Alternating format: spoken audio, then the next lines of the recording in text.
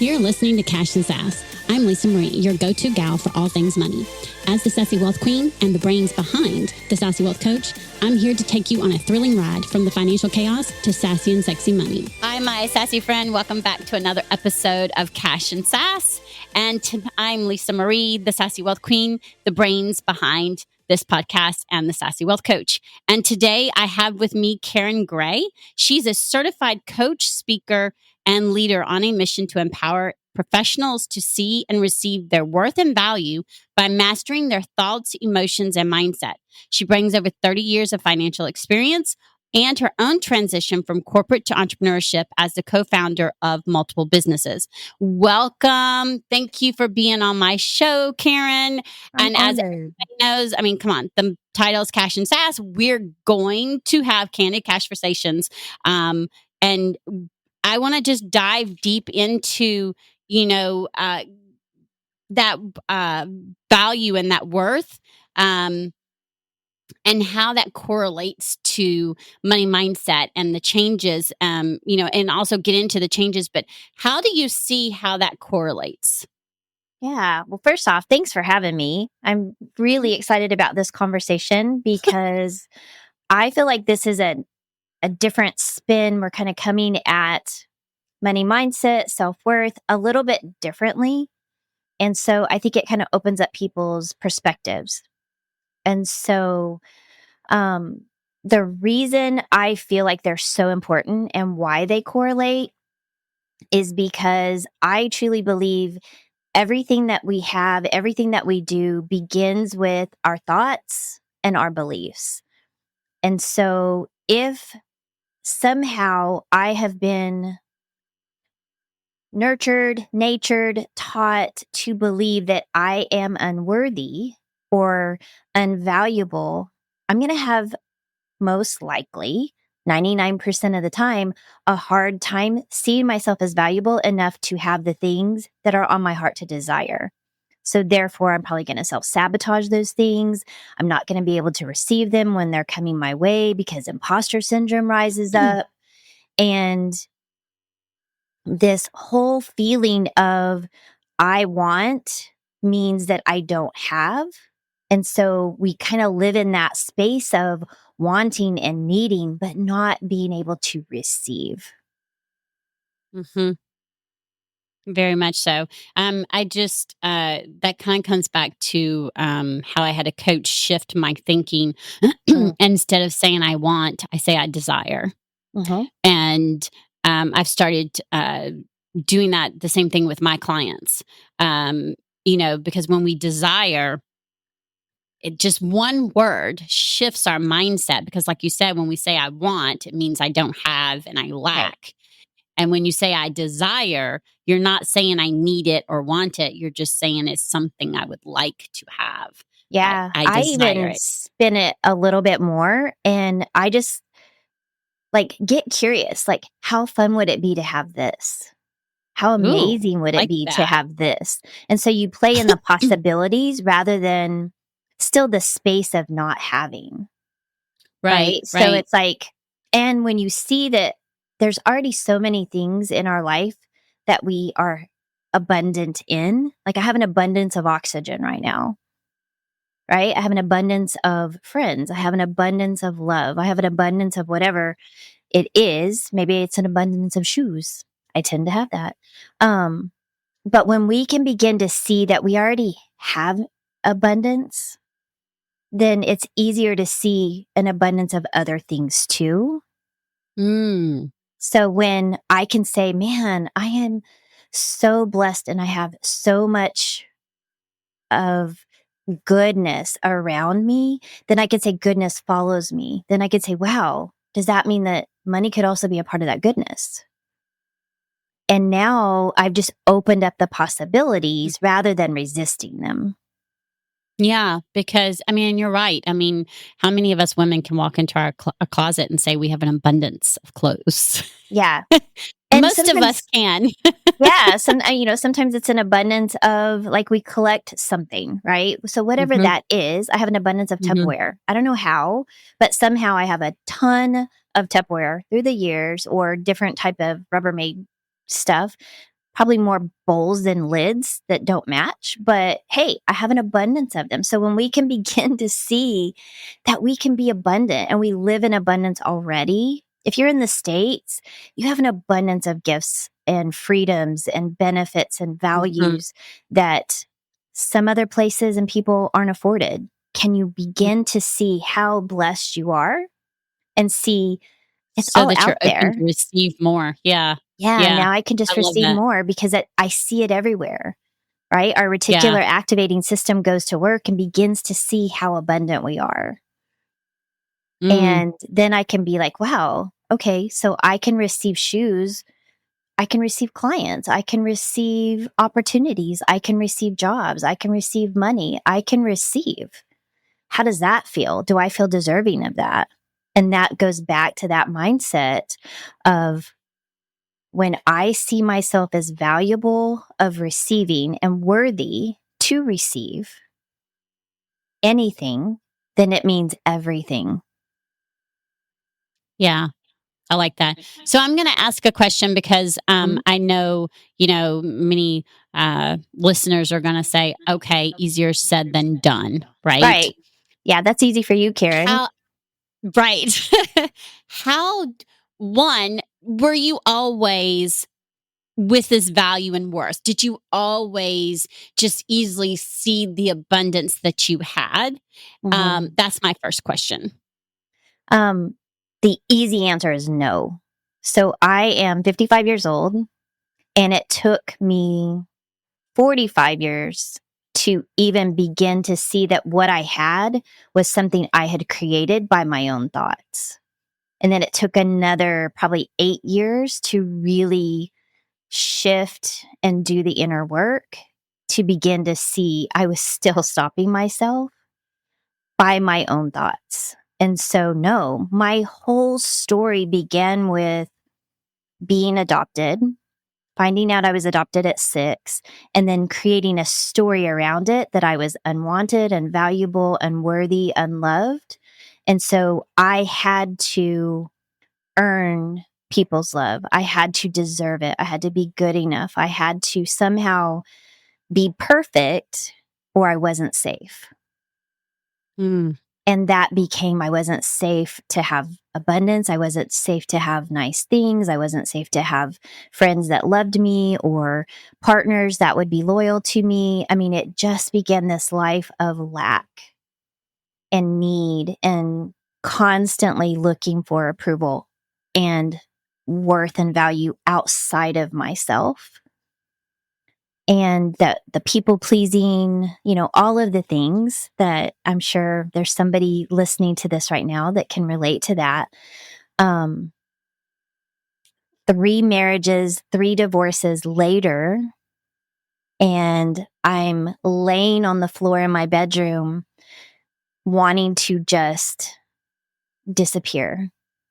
I just wanted to be done with it. The pain, the whole life that I had created, not realizing my choices had created that.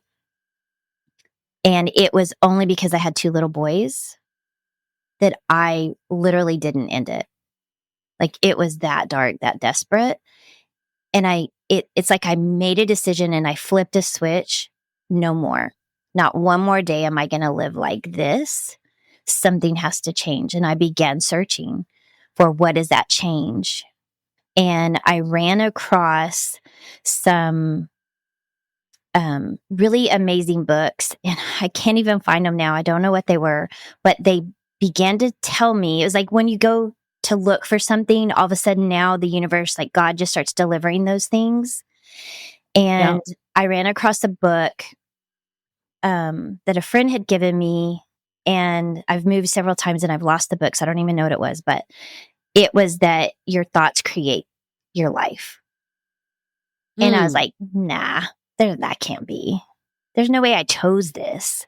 There's no way I would intentionally do this to myself. I wouldn't do this to I didn't choose this. That's bull. Like the whole, no way. I've said those things to myself several times. Yes. And more than several, actually. Yeah. But then when you see that, you can't unsee it and you can't unlearn that. And then I began to see, wow, okay, there could be possibly, maybe some truth to this. And then it's like, holy crap, this is completely true. And so that evolution took a little bit of time. But then once you see it and it's like, oh, okay, I begin to see how that gave me my power back because now I can control those things. Now I'm not at the whim of everybody else. And that felt really good. And then I just begin to see correlations everywhere. So at this same time, my daughter had started competing in rodeo queen pageants, and a friend of ours was helping her and had been in a car. She got in a car accident and ended up passing. And I had to start helping my daughter and started coaching her. Then that led to me coaching other people. And so as I'm evolving, it's like the universe just conspired for me. God just completely laid out a path. And in those moments, I got to see these things that I was struggling with, my daughter struggled with, and these other girls struggled with, and their moms struggled with. And then I saw that in my financial clients. It's like, oh, holy smokes, this is a human condition. We're all doing this. It's not just me. Mm-mm. And then I really went to work doing the backstory and finding out, how do I fix this? How do I change this? What do I do? And the more I would work to help other people, the more it helped me. And the more I helped me, the more it helped other people. So it was just like this complete evolution out of that pit. Fast forward now, I saw that there was an opportunity to use this as a career. Like, I didn't even know people could get paid to coach. Like, holy smokes, this is a whole thing. Left behind my financial career, got certified. You know, I thought this was just a like Tony Robbins and Dale Carnegie kind of thing, and, you know, Zig Ziglar. But no, like, normal people can help other people with their stories and their lessons and make a difference. And that just lit my soul on fire. And so I really just dug in. How do I make a difference in women's lives so they don't have to learn the hard way and take 50 years to get to this place? Exactly. So and I want to. That's a really long story for saying no. But I love didn't it. happen overnight. I love it. I love it because two things. One, and I'm going to go. There's a big, huge key, and I'm hoping my listeners caught it. And if you're watching the video, you caught it. It's something I say all the time to my clients. It's something I teach, and it's something I support my clients doing. It starts with a decision. Absolutely. You can stay in, yes, you can stay in that mindset. You can stay in that hamster wheel. You can stay in the generation stuff that came down from generations before you. That you don't have control over, okay? However, you have control now. Yes. And it starts with a decision. My changing the trajectory of my family story and therefore my children's family story and generations to come started with one thing. And it was a decision that it was ending now and that I was changing it because, like Karen, I was at the bottom of the bottom and there had to be something else. This couldn't be what I was meant to be doing and meant to be here for. And it really was life going to be this hard all the time. Right. And then I kind of fell into the stuff a little different. A coach said something to me and I was like, I'm not mean to money. I'm grateful. And, and then she said, oh, do you say thank you when you spend money? And my very first response, which is on several episodes already, is why the hell would I say thank you? And she went, and I went, oh, that's not nice, is it? She's like, she goes, if someone treated you like shit, would you come back? Would you stick around? Would you be abundantly in their life? Would you be there all the time? The answer is no, not no, but hell no, right? Yeah, How many people have we stopped being around because of that? She says, then why would money? I love that. I love treating my business like an entity, like it's an individual, and money is a partner. So money is also this entity because it truly is this value and exchange of something tangible that is literally, I mean, we can't see it, right? I can hold $1, but I can't hold the energy of that any more than I can hold my spirit, any more than I can hold the energy of light or wind or whatever, right? But they all exist. Exactly. And the key thing is, when she said that to me, a light bulb just went off. So good. And I immediately looked and I went, wait, have I been doing this to myself? You know, because again, part of that mindset is that value, that worth, thinking that you have to work hard, thinking that you you're not deserving of making money, thinking all those things, thinking that you're supposed to work 60 hours a week. Right. Those thoughts were creating, and I was like, oh, come on. Yeah. And I went and started searching, and I tipped over to the mindset books, mindset books, and I fell head first. Yes. It's a rabbit hole. I fell into it. I fell head first into that rabbit hole. Like I went to take a peek and I fell. And I still have a whole buttload of books that I still read, that I'll go back and read. And sometimes I'll find new ones that I'll read. And there are a couple of them that I went to go read that really didn't stick. So I gave them away because maybe they'll stick with someone else. And the point, though, is when I started reading it and I started, like you're talking about, that correlation of, oh, wow.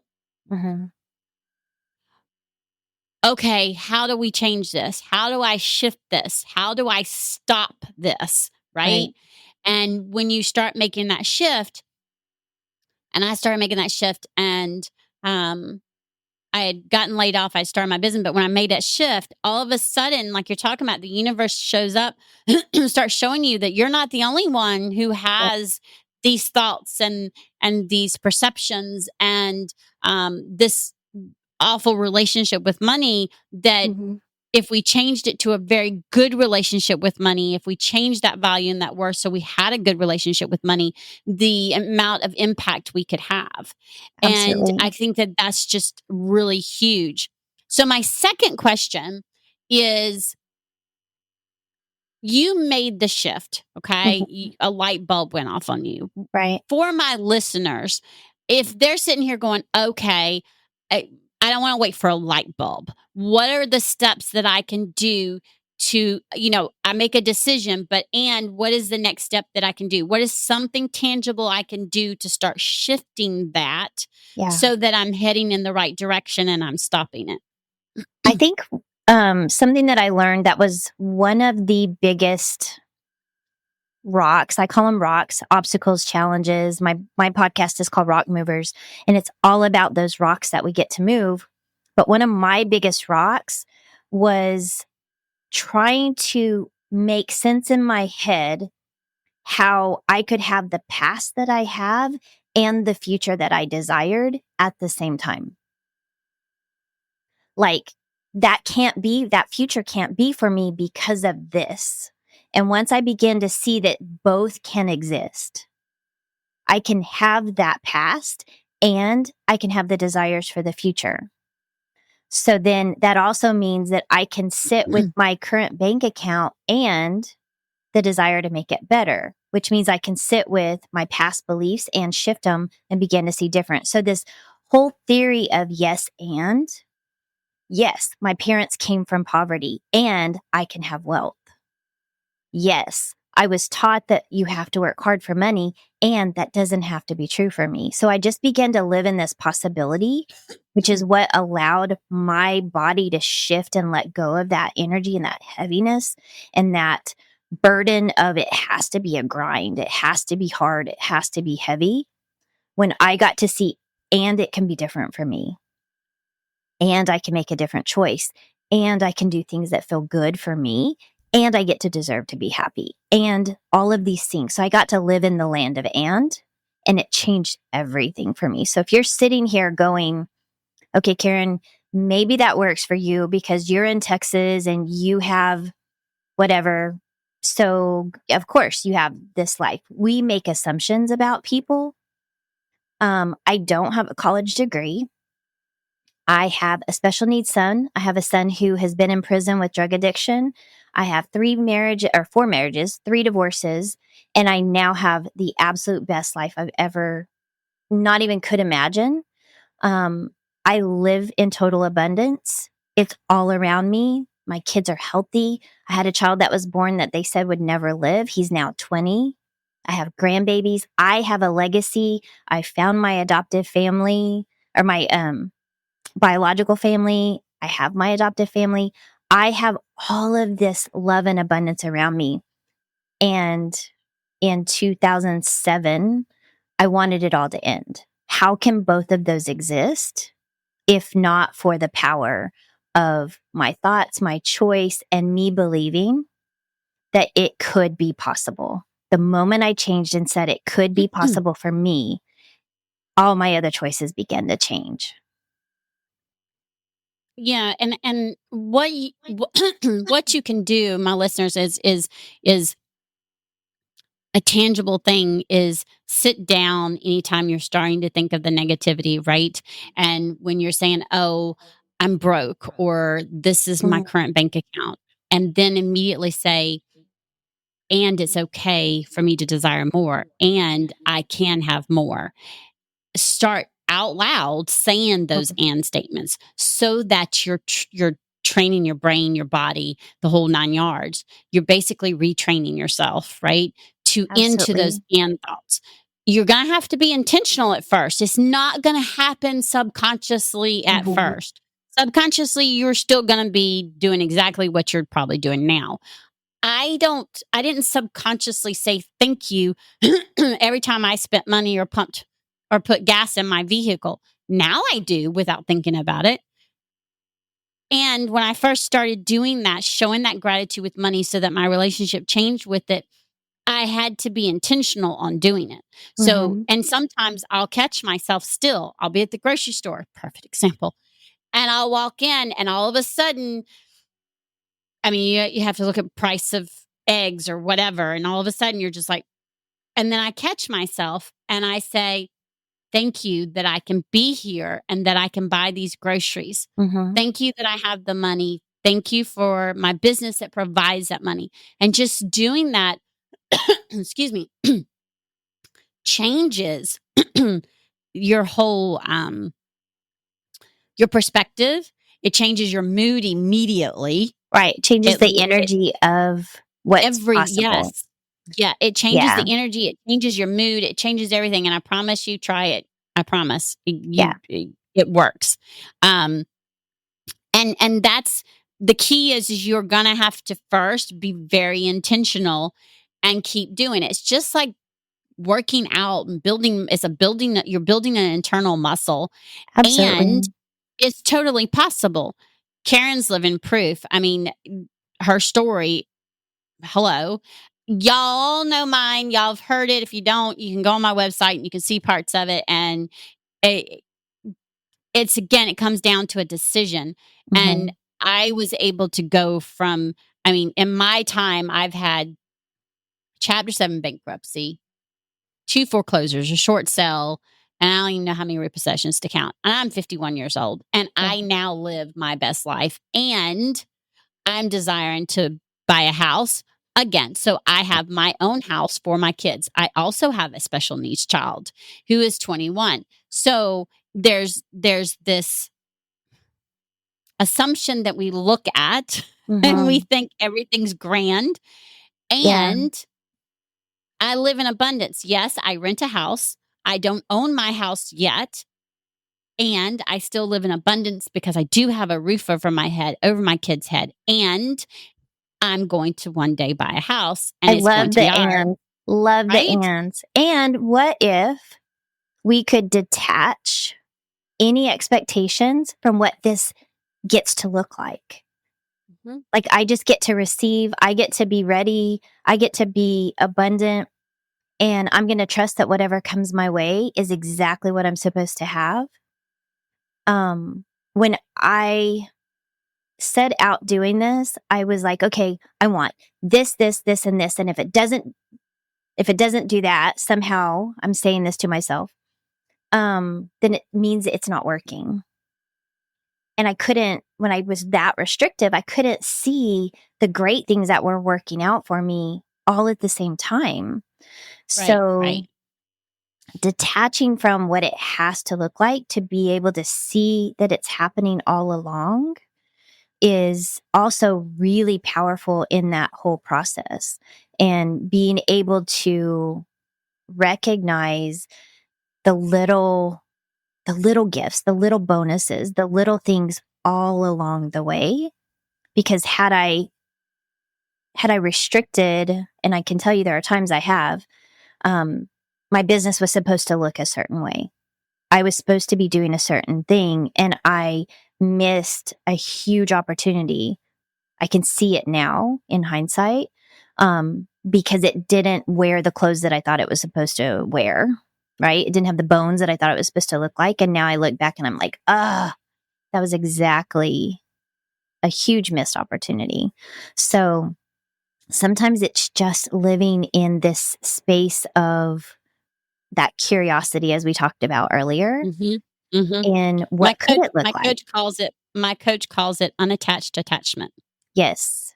And so like, when you have a sales call with someone, having that unattached attachment means you're not seeming needy, and you're open to the possibilities. You're right. curious about the possibility of you Love having them as a client and working with them, but you're not attached to it. Yes. And when you don't have that attachment, your whole energy, your demeanor changes. I'm not attached to living here for, a couple more years, whatever that looks like. And I know what I desire, and I'm okay with it happening whenever it's supposed to happen. Right. And there's that, I've done a lot of work of changing one word, and it's going from the but to the and, because when you say but, your brain hears negative. Right. And it literally doesn't hear anything else. It hears a negative and it doesn't hear anything else. And I did not realize that until I started working with another type of coach. And I was like, oh, really? And I think that right there is the perfect example of why it's so important to have that outside influence, a coach, a mentor, because how do you retrain your brain to catch those things if you don't see them in the beginning? So having someone else call that out. It takes a very, very long time. Right. So you can shorten your curve when you work with someone that's gone through that and they can recognize it. Right. So that was when things changed for me too, was hiring a coach. Yeah. Because think about it. You did the work at first, right? And a lot of that work you did by yourself, right? Because you didn't know.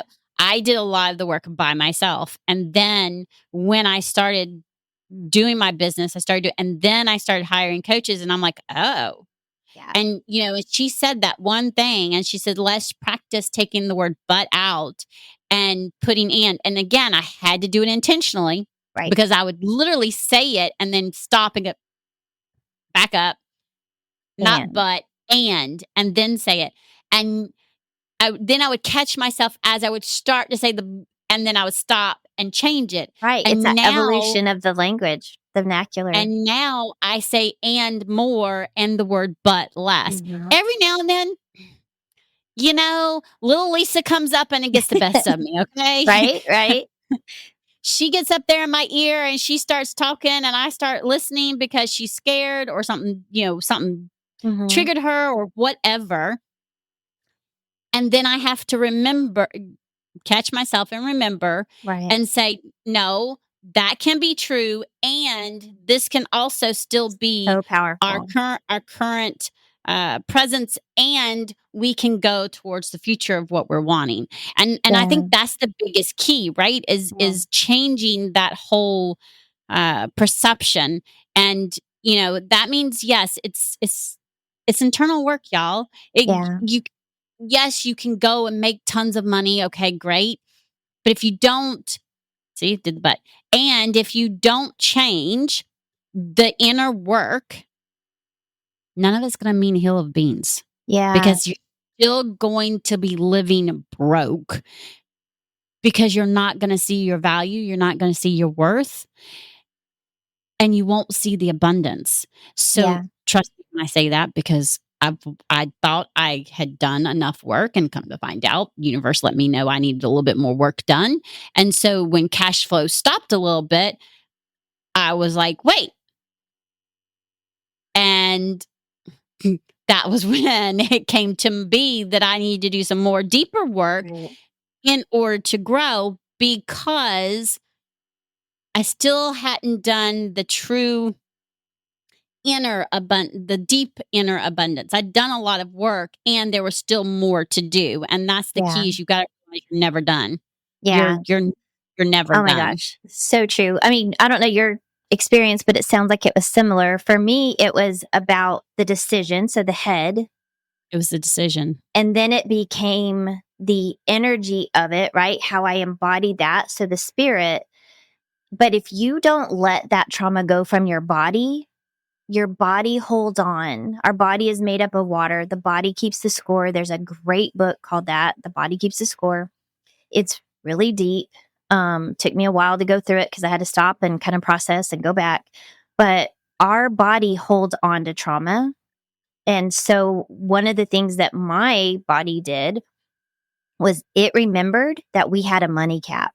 If I made over a certain amount of money, somehow, some way, I went back into a trauma response and spent whatever above that, or I would find a way to self-sabotage. And it's like, okay, I'm doing the energetic work. I'm doing all of this. And my coach came to me, I went to her, and in this conversation, she's like, okay, but you're still reacting the same way. So, because we did all the work, right? Outside influence coming in and going, here it is. Shined a spotlight on it. And I had to literally do somatic breath work. I had to really work through the triggers and the habits, the physical habits I was doing, even though I was doing the right thing with my head, to get full benefit of what was going on, because y'all, it is so deep, all the layers. The other thing, we talked about the reframe, and I'd love to share this. Do we have time? Mm-hmm. I kept, before I could like kind of get over that hurdle, I kept seeing all of these things that had happened. And I had this subconscious, like I would just had all of this regret. Like, had I known all of this, I could have missed all of this. And I didn't see the opportunities in my past until I sat down and I measured out what I had learned, what those experiences, how they had benefited me, how I had learned, how I had grown through these things, and how those things were necessary for me to be who I was. And so when I did that, I took all of the things that I felt like were just these really heavy burdens and rocks and failures, and I was carrying them as burdens. Like they were those were my shadows, right? The shame I was carrying, failed businesses, failed marriages, bad decisions, bad relationships, friends. And when I saw, I learned this from that. This is how I'm better. I met this person through that experience. So I found the value of every single thing that once had been a source of shame or heaviness or, embarrassment, anxiety. I reframed it and found the blessing in it, found the abundance in it. And when I did that list, I literally drew a line down, put a situation, put the benefit, situation, benefit, situation, benefit, tore off the sheet, destroyed all of the negative things. That one exercise changed so much for me. It was like when I tore that and shredded it, a part of me just physically was lighter because I kept the benefits and I made that cognitive decision. All of that was for me.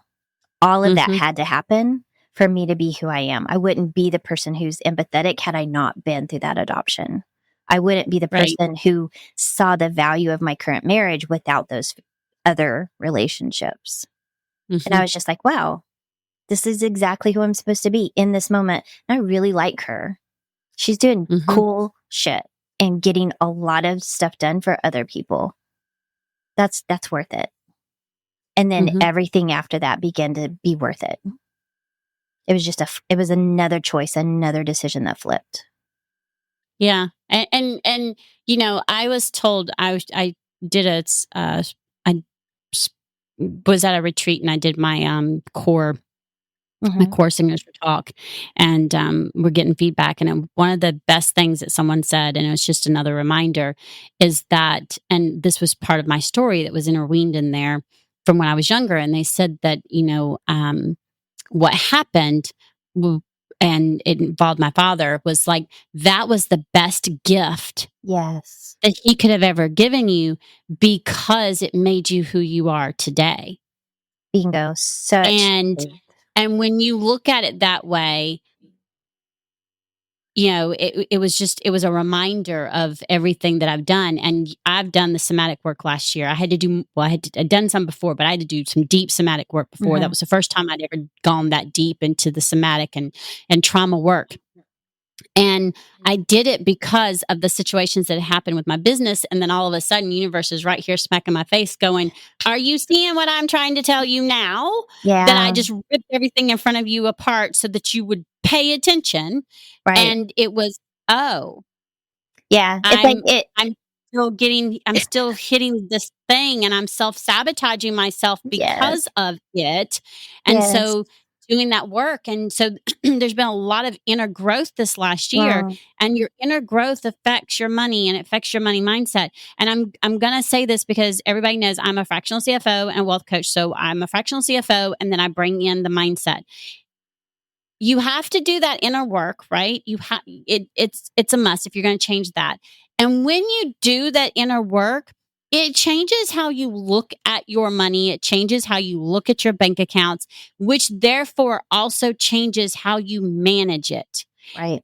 And you have to be intentional in some aspects, because you also have to work on changing some of the habits that you may have from the old mindset. Yes. And that's where the coaches, the outside coaches and fractional CFOs and all of those things, that's where we come into. We're able to help you make those changes. We're able to support you and help you move forward so that you're able to. I tell my clients all the time, I want to help you create, retain, and expand wealth so that you're living aligned with your values, your goals, and your desires, so that you can make the impact that you are here in this world to make. Period. Yeah. Period. And you're able to do that, right? No, and I think this is really important. If you get nothing from that, or get anything from this conversation, it first starts with a decision. And then you have to do the work with the energy. Otherwise, you can keep making the money. But I mean, you've heard me and Karen both. We end up self-sabotaging. Both of us self-sabotage ourselves. And I can guarantee you, I can tell you, it affected the money flow coming in. Let me tell you. Well, they talk about people who have, athletes who have, been given millions of dollars, but they didn't change their mindset. They blew it and they end up bankrupt. Lottery winners, right? They didn't change the embodiment of how they functioned, how they saw money, how they spent money. They didn't change their habits. And so money it's literally just this pile of stuff that you can, blow through. If you don't change how you see money, how you value yourself, the habits aren't going to change. We talk about in business, the leading and lagging indicators. The lagging indicators are the results you're seeing right now. So if you don't like the results you've got, change the leading indicators, which is your thoughts. What goes before you? Your thoughts, your energy, your decision. And then change how you are looking at it and managing it. Yes. Right. They go hand in hand. And I'll say that till the day I die. Absolutely. You have a free gift for my listeners. Will you please tell them about that? Because I actually love that you have this. This is something I don't have. So y'all should jump at it. But will you tell them about it? Yeah, you're talking about the quiz because I have a couple free offers, but I do have a quiz, and just going through my own self-sabotage, I learned that there's really a couple different basic types of people who sabotage. And I created this quiz with different archetypes. So you can learn what your type of self sabotage is, what this imposter archetype is, what to do about it. And you can actually learn how it's got some, everything has a shadow and a light side, right? So you can see what the benefits are for this archetype, because the way that you operate is basically there to keep you safe. So how do I keep myself safe? And how am I also sabotaging things in that process? So I call it like your kryptonite and then your superpowers. So figure out what your self-worth archetype is, your kryptonite, your superpowers. And then I offer a free call to kind of understand and break that down so you know what to do with it. And just, going back to our conversation, you then have the choice on what you do with that information and how you move forward. But I love pouring back into people, taking the things I've learned and giving them back as a gift. And so that's my gift to your listeners. Thank you for sharing that. Awesome. I love it. And we will have the link in the show notes. So make sure you go and get that so that you're able to see what type of personality free. It's a free money personality archetype. Can't even the archetype. Yeah. So you can learn, how that impacts the money. Awesome. Yes. And that's the key is like the dark and light side. And it's going to start giving you, some insights on even just from what we've talked about. Okay, what steps you can take to change, that money wealth and you being worthy and valuable, right? And see that what you have, start seeing the abundance that you have, so that you're able to move forward and let more abundance in. And I love that. Thank you so much for being a guest and being with me today. And I truly appreciate it. And my sassy listeners, until next time, remember, stay sassy. Bye. Bye. Thanks for joining us this week on Cash and Sass. Check us out on social media and on our website at www.thesassywealthcoach.com, where you can download my free Money Story Start Guide. The website again is www.thesassywealthcoach.com. And as always, subscribe to the show to catch every new episode and leave us a review so we can continue to bring you fresh content. And remember, yes, it is possible to have sassy and sexy money. See you next week.